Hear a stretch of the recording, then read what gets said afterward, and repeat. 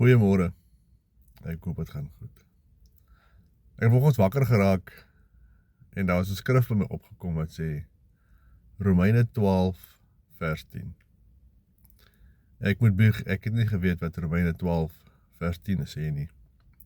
Ek moes dit vanoggend gaan opslaan en gaan nalees. Ek wil dit ook graag vanoggend vir jou voorlees.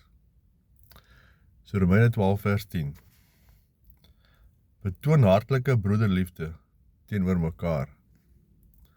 Bewys eerbied teenoor mekaar en wees mekaar daarin tot voorbeeld. Ek wil hom aangaan na vers 11 toe.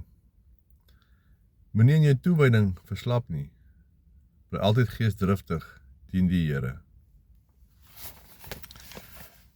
Daar is 'n opdrag van Jesus. Betoon broederliefde teenoor mekaar. Jy moet in jou geesdrif vir Jesus verslap nie. Mag jy 'n mooi dag hê. Jesus is lief vir jou. Hy ken jou oggend en hy ken jou aand. Hy ken jou opstaan en hy ken jou sit en hy ken jou lê. Hy ken jou probleme, hy ken jou uitdagings. Hy ken jou vreugde en hy ken jou smart. Maak alles in die Here bekend in danksegging en gebed. Mag jy 'n mooi dag hê. Jesus is lief vir jou. En onthou, dit raak einde van die week. Moenie jou staan koffie vergeet nie.